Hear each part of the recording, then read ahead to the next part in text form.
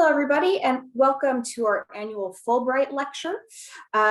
This year, we're joined by Professor Louise Siddons on the topic of spectacle and social order in scientific prints. Louise Siddons is professor in art history at Oklahoma State University, whose research interests focus on the history of printmaking and photography, particularly in relation to representations of race, racialization, gender, and sexuality. Welcome, Louise. Thank you so much, Caitlin. Bear with me as I share my screen.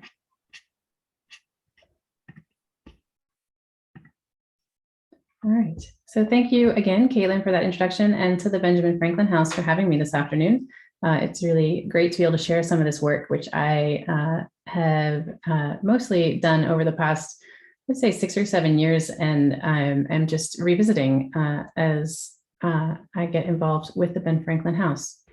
So the research I'm going to share today began with a simple question that I first asked myself over 20 years ago. Why is the young girl's mother missing from Joseph Wright of Derby's 1768 painting of an experiment on a bird in the air pump? Look at how Wright has grouped the family members around the table.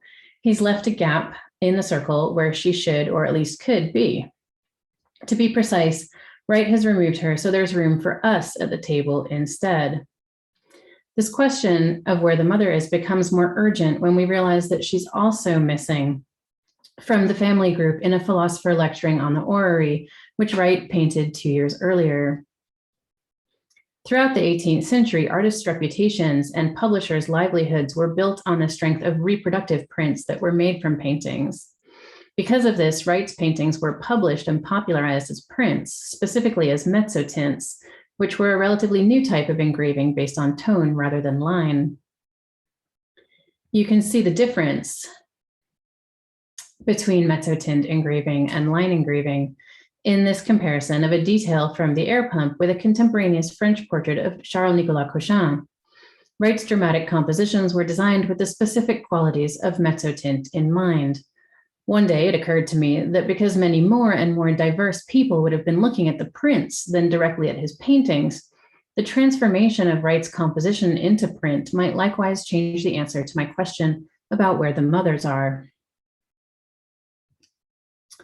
In order to understand the mezzotints of Wright's philosopher paintings, we first have to understand how mezzotint itself as a medium was understood by 18th century audiences.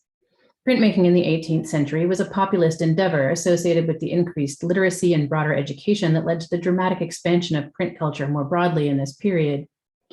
Print technology was part of the industrial and scientific revolution, and as such had been a persistent concern of scientists like Robert Hooke and Christopher Wren since the 17th century. The development of mezzotint specifically was a particular interest of William Brinker, founding president of the Royal Society, the Fellowship of Scientists, Engineers, and Doctors, founded in 1660 as the Royal Society of London for Improving Natural Knowledge, despite the fact that in the mid-17th century, the medium was still in its infancy. Both of Wright's philosopher compositions employ the dramatic chiaroscuro typical of the moon or candlelit scenes for which Wright is famous. Intense chiaroscuro is an appealing effect for 18th century audiences, as it is for us, because of its drama. Chiaroscuro was also widely understood to be one of the strengths of mezzotint as a printmaking medium. Unlike etching and engraving, which, as we've seen, are fundamentally linear techniques that require the artist to create imperfect blacks through hatching, mezzotint plates begin with a rich velvety black, out of which the engraver must polish up areas of brightness. This reversal constituted both the mystery and the charm of the medium for early connoisseurs. At the end of the century, Diderot was still charmed by this seeming paradox. He wrote, "In engraving, everything is bright. Work introduces shadow and the night. In mezzotint, night is deep. Work must bring daylight up from its depths." The resulting softness of mezzotint made it ideal, according to many critics, for portraits, night and candle pieces, specters and enchantments, apparitions, flowers, and fruits. But not everyone was a fan of the medium. The French engraver Charles-Nicolas Cochin, who we're looking at, in a 1787 letter on mezzotint published in the Journal de Paris, wrote critically of the medium's artificiality. Making a distinction between true artistry and mere effects, He argued that mezzotint marked the separation of truth and reason, represented by line engraving, from the simple pleasures of sensation, represented by the velvety gradations of mezzotint. Cochin was worried that a public not always concerned with the realism of painted effects would be seduced by prints that were based on other authorities than reason. Countering the Frenchman's objections, the British critic George Turnbull offered a diametrically opposite interpretation of mezzotint as exceptionally truthful, based on its ability to render surfaces such as flesh, cloth, and metal with incredibly naturalistic precision. As you may have gathered, the debate over the truthfulness of mezzotint was tied to nationalist competition. English mezzotints were taking over the French print market in this period. But these arguments were also tied to larger debates about science and superstition. Wright's candlelight subjects were often as mystical as they were scientific, for example, referencing the pseudoscience of alchemy in The Alchemist Discovering Phosphorus of 1771, which was mezzotinted by William Pether in 1775. Wright was not the only painter blurring the lines between science and superstition in the middle of the century, and the publisher of his two philosopher prints, John Boydell, was taking full advantage of the popularity of such images when he commissioned Wright's paintings and others in a similar vein to be reproduced in mezzotint. In 1773, Boydell published John Dixon's mezzotint after John Hamilton Mortimer's An Incantation. In the print, a crone-like witch raises her arm, holding a wand over a fire at the center of a circle that has been inscribed in the dirt ground and illustrated with signs of the zodiac. At her feet, a young woman cowers at the edge of this circle, away from a fire that's beginning to emerge, presumably at the behest of the witch's incantation. Monstrous creatures fly in circles overhead. Behind the witch, a skeleton holds a book open, whose pages we expect to record the words of the mystical incantation being recited. But our expectation is confounded. The book actually contains mathematical equations and geometric figures. The iconographical slippage between mathematics and witchcraft in this image echoes the insertion of Enlightenment scientific experiments into dramatically lit Baroque interiors in Wright's compositions, suggesting that 18th century audiences wouldn't have found Wright's images as contradictory as we might today. As a reproductive medium often dedicated to imitation, printmaking was aligned with the feminine beautiful rather than the masculine sublime in Edmund Burke's well-known framework. The stylistic and technical qualities of mezzotint specifically were universally described in a critical language that was deeply feminizing. In 1786, the clergyman and writer James Chelsom enthused, "It has introduced a softness and delicacy before unknown in print." 18 years earlier, the artist and educator William Gilpin had declared definitively, "There are three kinds of prints: engravings, etchings, and mezzotintos. The characteristic of the first is strength, of the second, freedom, and of the third, softness." Chelsom echoed this sentiment, but hastened to add, "Though it may not lay claim to strength or to greatness of character, it must be allowed surely to possess peculiar beauty." Now that we know a bit more about how 18th century viewers would have understood mezzotints generally, let's come back to Wright's compositions and think about what these beliefs about mezzotint's softness, veracity, and beauty meant for their translation from paint into print. What happens when we imagine an 18th century viewer predisposed to read mezzotints through the lens of all these critical claims, turning her attention to The Orrery by William Pether or The Air Pump by Valentine Green? Wright's paintings are family scenes in which children are being educated about science and implicitly all the other elements of good citizenship and public sociability. But they're neither quiet nor particularly domestic. Instead, he gives us dramatically lit, emotionally overwrought night scenes. This is our most immediate clue that something more than Enlightenment rationality is informing these images, and it's also one of the elements that's most strikingly amplified by the painting's transformation into mezzotint.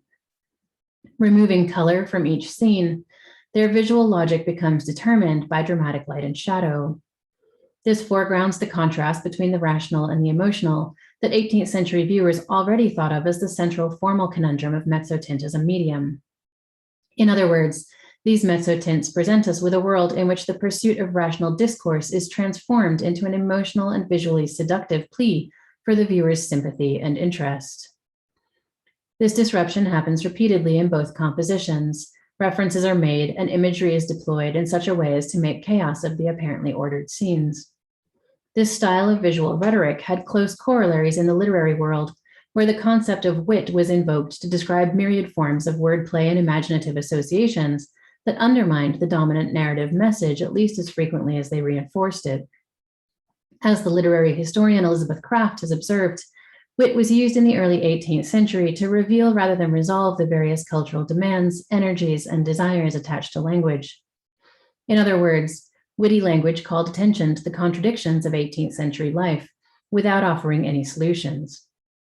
In contrast to the overt satire and parody that dominated popular visual culture, think of William Hogarth or James Gilray, for example, Peather and Green's mezzotint translations of Wright's compositions engage in a kind of visual wittiness, layering complementary and contradictory meanings over one another until the viewer loses any sense of certainty about what they're seeing.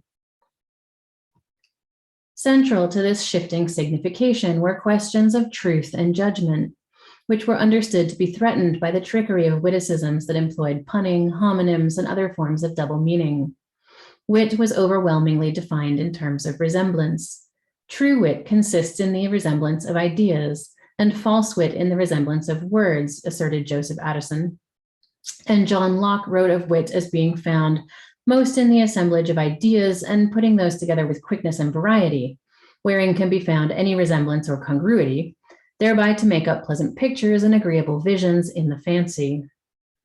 In both cases, we see that the basic mechanism of wit is resemblance. Because the primary function of reproductive printmaking was to resemble an original, they are all, including Peather and Green's mezzotints after Wright, inherently witty, although the quality of their wit is still to be determined. Perhaps the most compelling visual play in a medium whose entire reputation and identity was based on its ability to represent light and shadow was that surrounding the idea of light itself. Wright plays with light obsessively in his compositions for the orrery and the air pump. No surprise, since he was designing his paintings with their mezzotint futures in mind. He routinely hid his light sources, and in the case of the air pump, offered a romantic but impotent alternative in the form of the moon to the hidden light of the candle. Hiding the source of light in the paintings could be read as a joke in itself, since no light actually emanated from their painted surfaces. Instead, Wright's carefully applied paint offered us the illusion of light. In fact, Wright suddenly has a lot in common with the witch in Dixon's mezzotint of the incantation. Both artist and witch are in the business of creating light. By the time Wright's intentions are seen through, Green and Peather have added another layer to this game of where's the light coming from, since their task as mezzotinters was, as Diderot so poetically phrased it, to bring daylight up from the depths of night. In the air pump, this conceit invites the witticism of bringing up daylight to represent moonlight. Something of a red herring, the moon was well known by mid-century to produce no light of its own, merely reflecting the light of the sun. In a sense, the moon simply reproduced the light of the sun, in a gesture analogous to that of Peather and Green reproducing Wright's act of illusionistic creation. All this surreptitious enlightenment starts to become a philosophical problem as well as a visual riddle. I'm not the first person to observe that Wright's paintings engage with a Lockean philosophical framework in which light is a metaphor for knowledge. By focusing light dramatically on the scientific demonstrations and keeping their surroundings in shadow, Wright is metaphorically enlightening the characters in each composition through education, as well as literally enlightening their faces for the painting's viewers. Green and Peather, by spreading Wright's light to a broader public, are also contributing. The prints are literal tools of education and enlightenment, even though the light they depict is an illusion. This tension between enlightenment and illusion or deceit is complicated by Wright's hidden light sources. For example, Wright uses the silhouetted body that obscures the light source in the orrery literally to embody a refusal of the scientific rationalism that is simultaneously presented and denied by his compositions. When Cochin and others criticized mezzotint's lack of truth, they were tapping into a discourse about sentiment versus judgment that had roots in a gendered binary. Locke thought that wit and judgment were polar opposites, with the former appealing to feminine emotion while the latter appealed to masculine reason. The emotional pleasure of wit was even sexualized. Addison characterized wit as a woman who looks equally beautiful dressed and undressed, and Locke too had described the beauty of wit. The feminization of wit further allies it with mezzotint, which was also feminized, and for many of the same reasons, including its focus on surfaces, its usefulness for portraying beauty, and its fundamentally reproductive nature. These gendered and sexualized definitions of wit echo Cochin's assertion that mezzotint, with its illusionistic surface effects, seduced its viewers. The binary wasn't always clear-cut, though. By 1760, when Lawrence Sterne published his novel Tristram Shandy, the opposition of wit and judgment was being challenged by those who saw parallels between them. Sterne's protagonist, for example, posits that the two are dependent upon one another, and moreover are both equally ornamental, and therefore both equally sensually appealing. The notion that wit and judgment are in conversation with one another rather than opposing forces reminds us that people in the middle of the 18th century were far from committed to making a clear distinction between the sensual and the rational. While Green and Pether's prints were each quite witty on their own, I'm proposing today that the two images are playing together, each one complicating and adding context to the claims made by the other, and sometimes, as was often the goal of wittiness, undermining the authority of both. Addison and Locke both inform us that true wit is about the resemblance of ideas, and one of the central ideas in Wright's compositions is light, or perhaps enlightenment. In this section of my talk, therefore, we're going to look more closely at one of Wright's sources of both light and enlightenment, the moon. Wright invites us to pay particular attention to the moon in both of his compositions. The orrery depicts a demonstration of an eclipse, and the air pump's circular composition is broken by the young boy who points us toward a full moon surrounded by clouds. In this latter case, the moon serves little narrative function, but contributes to an atmosphere of Baroque romanticism. In the former, the moon itself is a tiny sphere located almost at the center of the orrery, and at the center of almost everyone's attention. In the orrery, the mechanized representation of the moon, observed rationally by the group in attendance, is contrasted with the heightened emotional drama created by the candlelight. In the air pump, the ambiguity of that contrast is elaborated upon.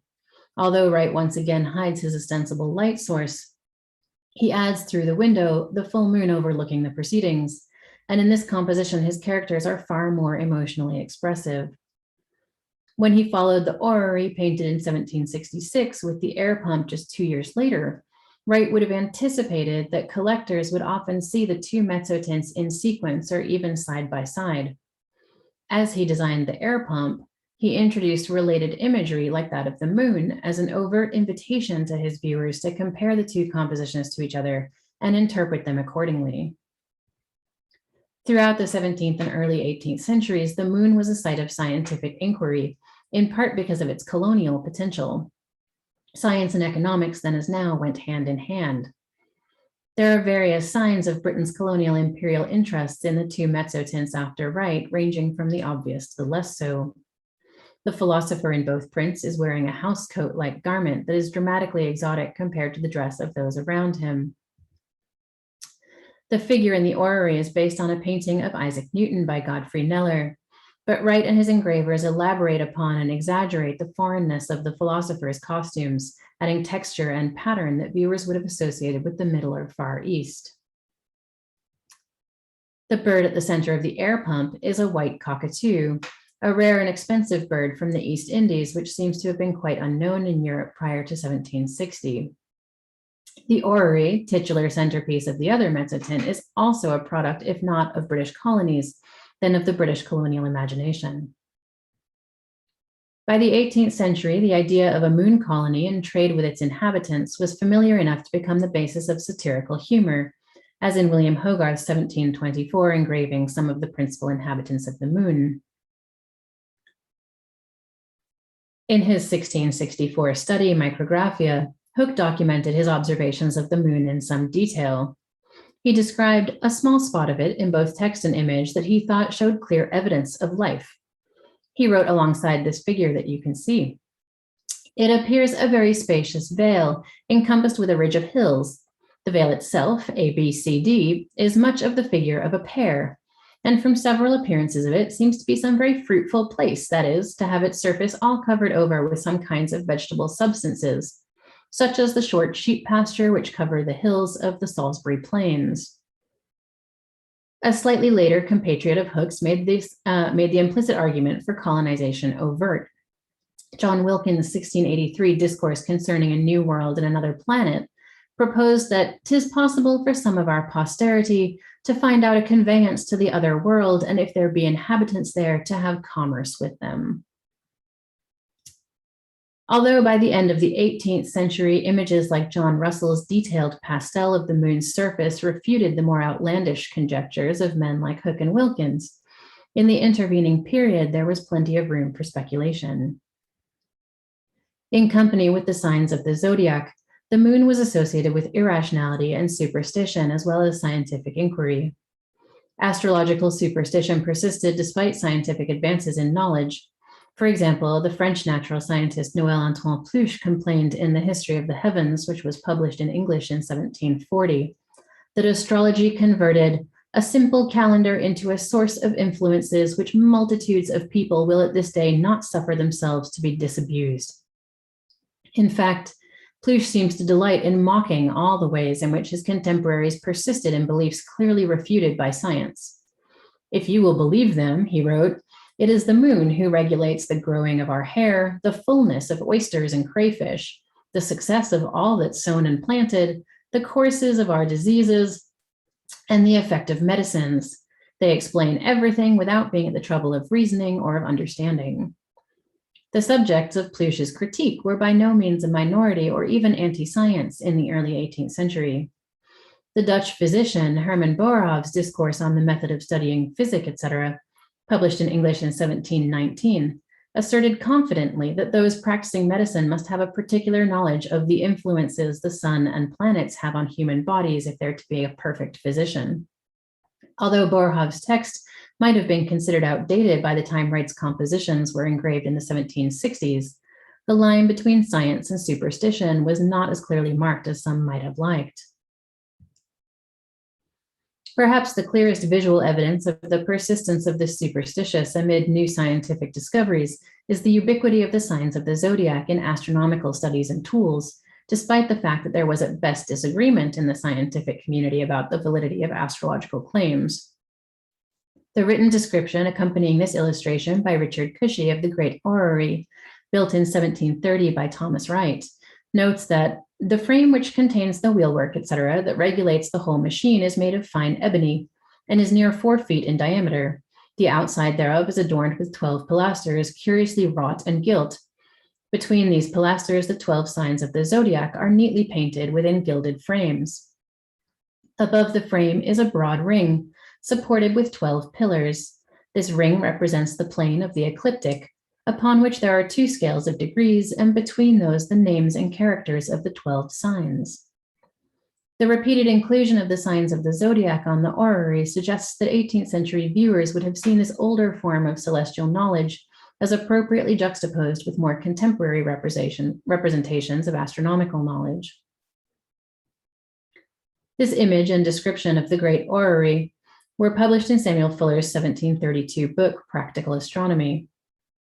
Opposite the title page is an advertisement for the book's author as a vendor of mathematical books and instruments that depicts a pair of celestial and terrestrial globes. Once again, it reinforces my point. Despite their scientific purpose, both globes are circumscribed by a ring decorated with the signs of the zodiac. We could look at many more individual examples of these competing versions of the moon and stars from the middle of the 18th century, but it's their continual juxtaposition that's most striking, rather than the presence of either one on its own.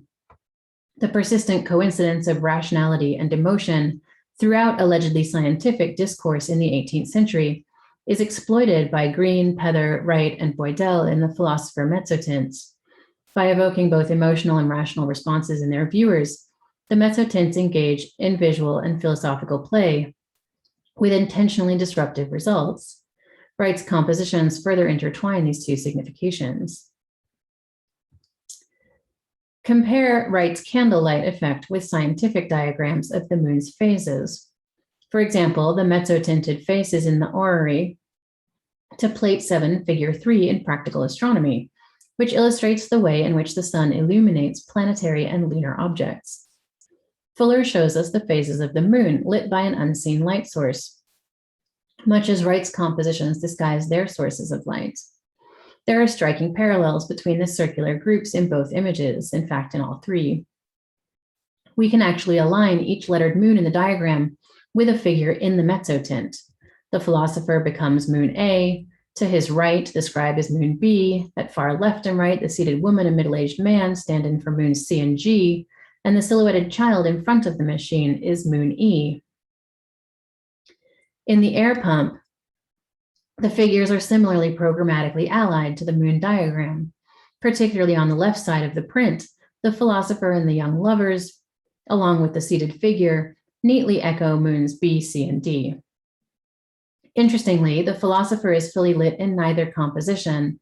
Instead, the figures most fully lit are the cockatoo and the 3 youngest children, 2 in the orrery and 1 in the air pump. Altogether, the mezzotints echo one another and the moon diagram, and this echoing is more pronounced in the mezzotints than it would be in the paintings. This is partly because they translate the images into black and white, the language of scientific diagrams, and into the printed form those diagrams also share. This translation into black and white also simplifies the images. Without color, we're left to focus primarily on light and shadow. The insistent circling of the orrery mechanics and the people who observe them around the light source in the orrery make this analogy between figures and moon explicit. In the air pump, meanwhile, our only hint to read them this way comes from the full moon that glows outside the window. In a sense, the orrery is teaching us to see the figures in the air pump as a lunar diagram. At the same time, however, the transformation into mezzotint, resonant as it was with candlelit and moonlit scenes, would have emphasized the emotional and dramatic quality of both images for contemporary viewers. Like mezzotint and wit, the moon was gendered feminine, primarily through language that described it as weak, soft, delicate, and beautiful. Fuller refers to the moon as her throughout his description of the great orrery, and throughout the 18th century, the satellite was personified as a queen, in consort with the sun as king, as in, for example, the first 2 roundels in this image from Secret Mévéreux de la Magie Naturelle, a 1743 book that in this illustration suggests allegorical figures for the sun, moon, and planets. The sun and moon were often figured in marriage, as by the natural philosopher William Turner, who wrote, "The sun and moon represent a husband and wife, and 'tis very certain the moon depends entirely upon the sun for all its light, and attends in its motion as becomes an obsequious bride." Turner's goal throughout his text was to demonstrate the ways in which natural science offered implicit moral lessons for society. The metaphor between the planets and family structure extended to familial feeling. Lord Henry Home Kames, in his 1762 Elements of Criticism, wrote of men's affection for their children, "Every man, beside making part of a greater system like a comet, a planet, or satellite only, hath a less system of his own, in the center of which he represents the sun darting his fire and heat all around, especially upon his nearest connections. The connection between a man and his children, fundamentally that of cause and effect, becomes the completest that can be among individuals." Lord Kames's analogy between people and planets can go both ways. As we've seen in the orrery and the air pump, the families around each demonstration rhyme with the phases of the moon, becoming figures for celestial bodies rather than the other way around. Once again, we discover Wright's compositions, particularly when translated into mezzotint, playing games with signification. The overt subject of both Wright's compositions is education. And as far as contemporary educational theory was concerned, Wright's paintings were showing it as it should be. Consensus among those who weighed in was that education was most properly conducted in the home rather than in schools. Despite this preference for domesticity, however, education was assumed to be the responsibility of fathers rather than mothers, indicating the constraints placed on women's participation in the intellectual sphere. While some women were active in the public sphere as creators as well as consumers, they were the exception rather than the rule. Most women found that their power was confined to choices about whether, and within limits to whom, they would be married.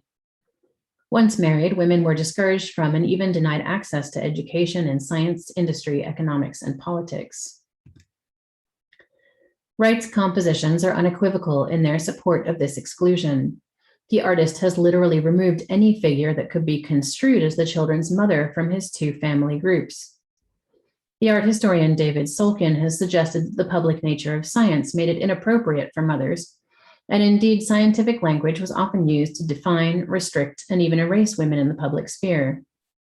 Wright's literal exclusion, in other words, is echoed by a pseudoscientific and mathematical language that removed women, and particularly mothers, from positions of power, authority, or knowledge throughout 18th century society, both in public and at home. At the same time, both images present a narrative in which the absent mother is nonetheless necessary. After all, the family groups couldn't exist without a mother for the children. In other words, depicting children without their mother foregrounds the presence of her absence. In both images, the mother is brought insistently to our minds precisely because she is not presented to our view. I began this talk by suggesting that the empty place at the table in the air pump was left by the absent mother figure, as well as offering a convenient entry point for us as viewers, giving us access to the experiment. In the orrery, that place is filled, albeit only partially, with a young boy seen in total silhouette. Like a new moon, this figure is simultaneously present and absent. In a sense, he's a placeholder without intrinsic meaning. In the 18th century, such a figure would likely have been described as a cipher. Literally the digit 0, a cipher was not simply nothing. Rather, it was a valueless value, significant through its place rather than intrinsically. 01 is very different in value from 10 or 10, although the 0 considered individually has no value in either case. In the orrery, both the moon and the boy are characterized in this way. The orrery depicts a lunar eclipse, an event in which the intervening presence of the Earth blocks light from the sun from reaching the moon. Total lunar eclipses reveal the moon's inability to produce light of its own, reinforcing for 18th century audiences its lack of power and independence as a celestial body. The overshadowing of the moon is literalized by the silhouetted figure of the boy, who is himself eclipsed from our view.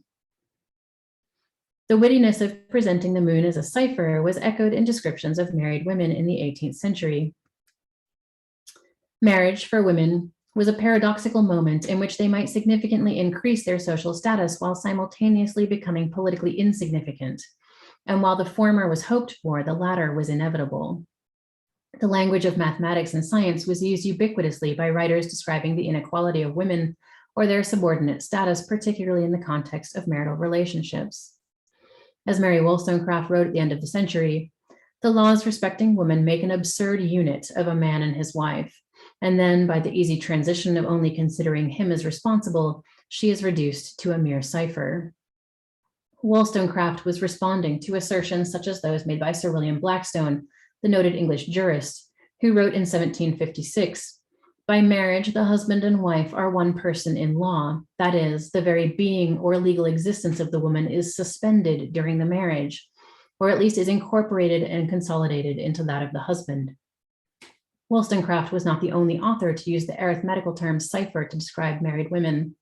Samuel Richardson's heroine Pamela also describes herself thus when anticipating her marriage. "Then shall I not stand a single mark of God's goodness to a poor worthless creature that in herself is of so poor account in the scale of beings, a mere cipher on the wrong side of a figure, but shall be placed on the right side, and though nothing worth in myself, shall give significance by my place." Pamela's witty wordplay reveals her recognition of the way in which marriage simultaneously produces her body as a social subject while erasing her individual value. Control over marriage was important because it meant control over inheritances in an economy that was still largely controlled by hereditary wealth. Women held a central place in this system, which was a complex of property, status, and social, political, and economic interests affirmed through relationships of blood and patronage. The dominant upper-class property system and the culture it sustained required that women be subordinated for three reasons: to transmit property and status from one man to another through marriage, to sustain the status of the landed family by representing and presiding over certain cultural and social practices, and to ensure the perpetuation of the family as a social and property institution through the generations. In simple terms, women were important because they reproduced. Through marriage and childbirth, the family and its inherited wealth was preserved, expanded upon, and consolidated. The family in general, and the reproductive woman in particular, was thus a necessary site for the production of legal and ideological social control. In literature, law, and in this mezzotint after Joseph Wright, we see men trying to take control of reproduction, or in other words, the production of life. Recall that Wright used the design of the orrery to teach viewers how to look at the air pump. For example, the earlier print reminded them that even rational scientific discussions of the moon could be inflected with gendered biases. And it also prepared those viewers to recall the scientific moon when they saw the Gothic feminized moon in the second print. And of course, the repetition of the moon, particularly in the medium of mezzotint, underscored the importance of light, which, it transpired, informed contemporary understandings of the air pump too.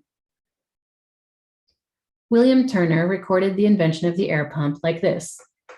The Honorable Mr. Boyle invented a pneumatic engine with the help of Mr. Hooke called the air pump, by the assistance whereof he hath found out so many new things relating to the nature of a vacuum, flame, and excandescence of coals, that to give an account of all would be to transcribe the author himself. This emphasis on the control of the vacuum over light may well have brought viewers back again to discussions of mezzotint, moonlight pictures, and the moon itself. Numbering among its properties the ability to extinguish both light and life, the air pump was, moreover, a powerful metaphor for both knowledge and power over life. Perhaps you're thinking that we can't avoid the fact that an air pump creates a vacuum and as such is primarily capable of extinguishing rather than producing life. And shouldn't the extinguishing of light be read as an attack on knowledge and masculine power rather than a reinforcement of it? In fact, 18th century practitioners went to some lengths to prevent the air pump from becoming disturbingly associated with death. The lecturer James Ferguson, who did a series of scientific demonstrations in Derby and on whose drawing of air pump apparatus Wright seems to be based, recommended substituting a machine called the lungs glass in place of the animal. For, as he said, this experiment is too shocking to every spectator who has the least degree of humanity. Wright's refusal to make this substitution may be seen as a practical one. The scene in the air pump would lose much of its drama if it did not involve a threat to an actual life. The visual rhyming of bird with young girl makes the drama of the moment even more powerful, as her human emotion is associated with the bird's suffering. Wright's lack of even a single degree of humanity in presenting this scene of manifold suffering expresses the dilemma confronted by men who tried to gain control over reproduction.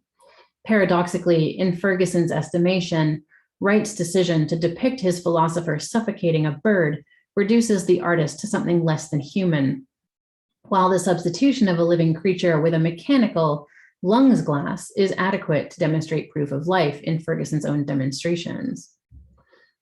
In keeping with the ambiguities that we've seen in astronomical discourse, scientific equipment had particular feminine connotations in the 18th century. Contemporary writers and artists were quick to make surreal connections between mercury and blood, glass, and flesh. The literary scholar Terry Castle has written about imaginary thermometers and barometers that suggest a deep tendency in Western culture since the Enlightenment to animate the unfamiliar products of modern scientific technology with human sentiments or capabilities. I would augment her statement to say not just human, but female and specifically maternal capabilities.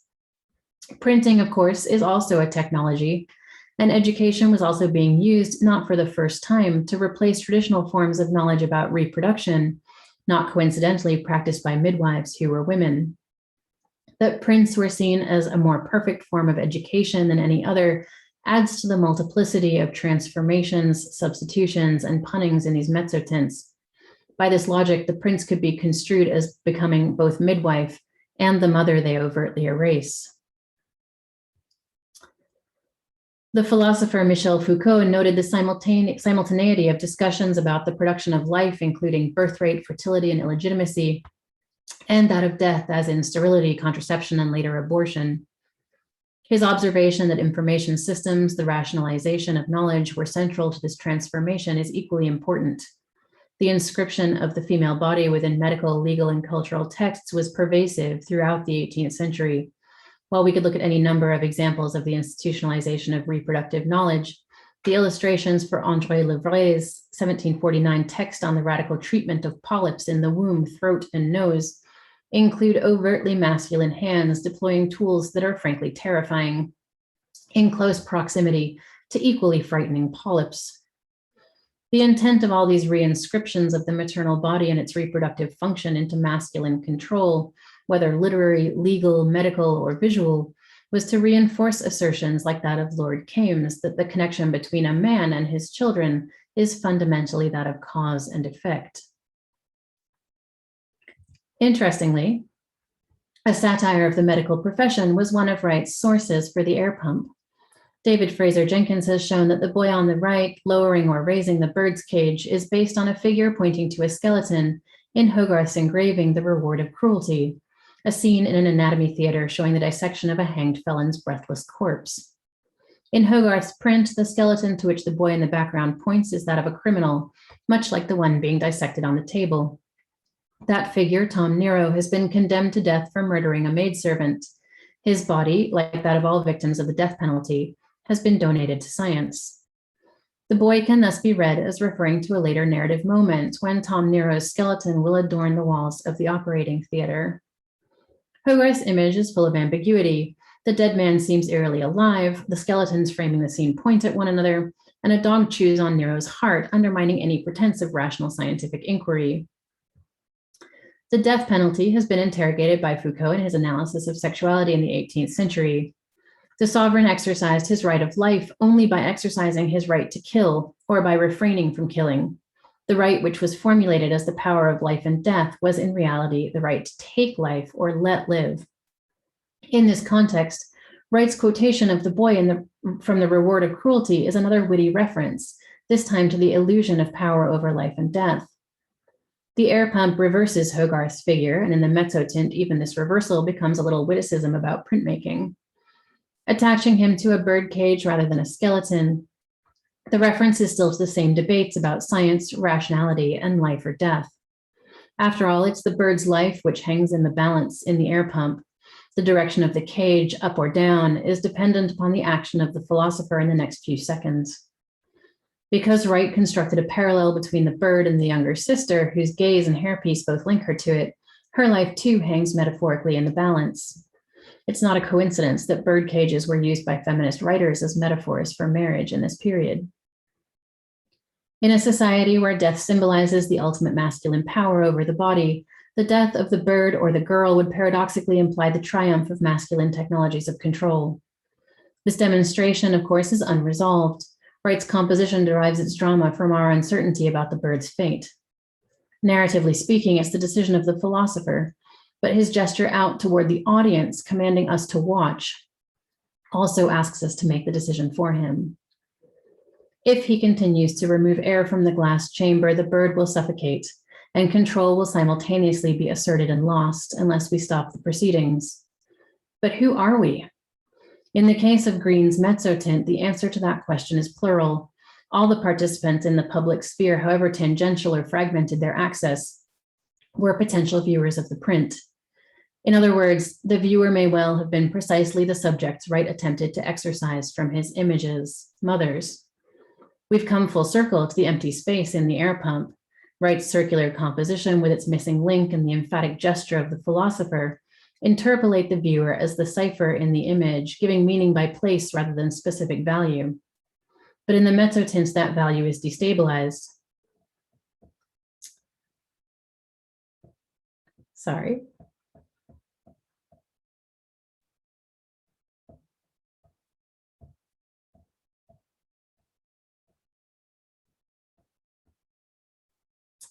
In the mezzotints, that value is destabilized because, in fact, the value of the viewer, literally who they are, has the potential radically to alter the way in which the image is read.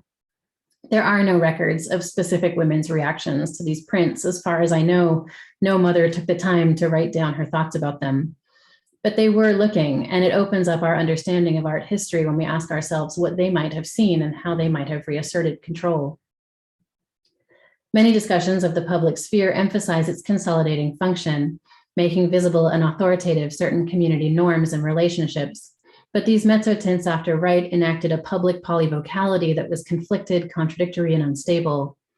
Today, I might even suggest that these mezzotints queered the public discourse in which they participated. This was particularly true when it came to education and reproduction, precisely the arenas in which the patrons of Wright's paintings were most invested in asserting and establishing their authority. Translating Wright's paintings into print, those patrons were in danger of being replaced by those they sought to control. Thank you so much for your attention, and I'm happy to answer questions if there are any. Great, thank you so much for that. That was really interesting. We had a comment actually from when you were talking. Donna Corbett said the philosopher's garment, a banyan, indicates that he is at home. It is a lounging garment, like a later smoking jacket. Presumably the father brought the children to see the science, just as one parent today might bring kids to a museum. Yeah, it's an interesting comment. I always think of John Singleton Copley's portrait that also depicts a figure at home and very intentionally uses that banyan as a way to convey that. But is the, let me pull up the chat and I might stop sharing as well. So is Donna suggesting that, so the suggestion that they went to the scientist, I think, is perhaps a misreading. Everything suggests that in these settings, Wright was intending us to read that the scientists having come to the home of the family. However, that makes it more interesting, right? That he's presented as being at home because, or that he's comfortable and kind of relaxed. It may be that he was a guest overnight in the house or something like that. But it's a curious thing, and I think actually contributes to this idea of like how the mother is being displaced by the science, right? Is that idea of a domesticity. So would the family have had an orrery? That's a great question. They were really popular collector's items. And one of the things I did when I was doing this research is go through like estate sales and kind of auction records for people. And I started that project looking for like who had these mezzotints, where were they collected and things like that. But as it turns out, you also get the list of like, and they had an orrery and they had these celestial and terrestrial globes. A lot of people wouldn't have an orrery. That particular orrery is very grandiose. And Wright was definitely taking some liberties with kind of reality, essentially.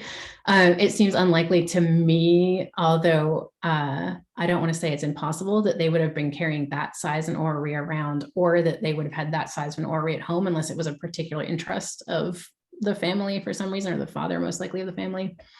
But lots and lots of people had smaller ones. At one point in the slideshow, I showed an advertisement, and like you could get an orrery that's, I'm like holding my hands up, that's like a foot and a half wide, like not very big at all. And they were super popular to have at home. If you read novels from the 18th century, often they'll describe interiors and orreries will be in there. Yeah. I had a question actually from, because obviously you were looking at these mezzotints in depth, so you were able to see the different layers, but how, well, you also said that you, unfortunately, we don't have any accounts of women who necessarily, you know, saw these mezzotints and reacted to it, but would it have been normal for people back then who maybe would have seen it to have recognized, for example, the moon diagram and how it reflects in mezzotints? Yeah, I think, I mean, obviously the comparison that I made was somewhat arbitrary, but that idea of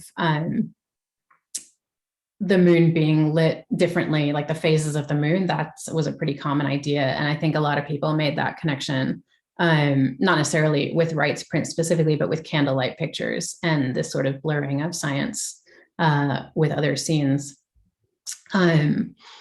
the conversation, or like if you look at art instruction manuals, for example, they'll have demonstrations where they're moving a candle around a three-dimensional object and talking about how the light changes it. So there's a lot of analogies there that I didn't have time to kind of pull out in this talk, but yeah, absolutely. It would have been something that maybe wouldn't be the first thing they went to, but when they saw, I think particularly the air pump mezzotint with the moon out in like out the window, and then also this family group, it would have been a pretty natural connection to make. Interesting. So we have a question that's come in from Leith Davis, who has asked, who says, fascinating talk. Thank you so much for such a wide-ranging perspective. I'm wondering if you have any estimates about, one, the cost of a scientific viewing, and two, the cost of the mezzotint of the painting. Just curious. Yes. Oh, shoot. I'm actually, for the cost of the mezzotint, I'm just going to suggest, I popped up the 2 articles that I had published. I'm going to suggest that instead of me trying to remember, which I will not accurately remember, you go to that. A large mezzotint like that, like they're not the same size as the painting, but they are large. And they were, like, whereas Hogarth was selling his prints for like pennies, these were more on the level of pounds or guineas or whatever the right word would be in the 18th century. This is where I'm like, oh, money language, I don't do that much. So they would have been accessible to most viewers in print shop windows or in the print shop rather than as things they brought home with them. And similarly, like to have someone come and do a demonstration at your house would have been a very elite experience. But those same demonstrators would do kind of public exhibitions where you could get in for a lot less money. So they were like almost like vaudeville attractions. It was very accessible by then, and it would have been in the context of a whole bunch of other things. So yeah, I feel like accessibility is always relative. I use the word populist in this talk, and I'm like, well, for some definitions of the word populist, this is accurate. Yeah. And of course, we always have to remember that, the things that were written down were probably more meant for an elite audience than necessarily the general one. So exactly. Yeah. Yeah. So we have another question, or yes. So thank you very much, Professor Siddons. Every time I listen to art history, it's pleasantly surprising how I know more about a certain age through its art.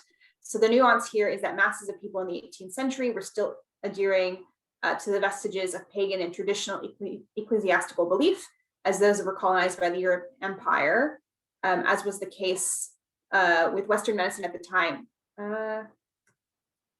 Yeah, I'm not sure I'm following that question. I'm not certain. If David Walter could rephrase the question, then we would be able to answer it.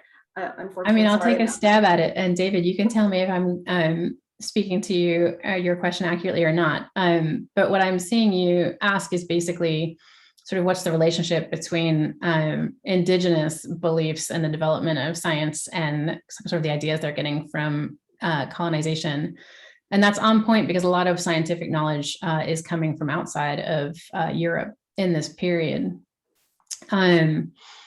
At the same time, the specific history of science in Europe, it develops the way it does in part because those indigenous beliefs, whether they're pagan or sort of local church sources of knowledge, they're driving the questions, right? Like science doesn't come objectively out of nowhere. It comes from people wanting answers or investigating further into things they're already curious about. So the importance of the moon and sort of the celestial bodies more generally in this period is absolutely coming from the fact that people did ascribe a kind of supernatural power to them. But they wouldn't have made that distinction, right? They were just like, we observe that like the moon controls the tides. Is that magic or is that science? There's no distinction at that point. And so there's a kind of, there's a clear development of science. And I think the 18th century is interesting to me because it's a moment, I mean, the 17th and 18th centuries, like there are these moments where people haven't created hard boundaries between disciplines yet, right? Like there is that fuzziness because they're not really sure what science is yet.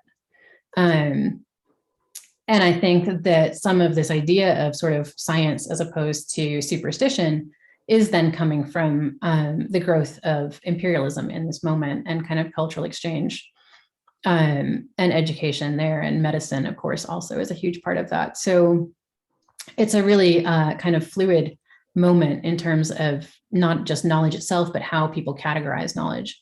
And yeah, there's a whole kind of world of literature, scholarly literature, that goes much further into that than I just did. But I hope that answers your question a little bit.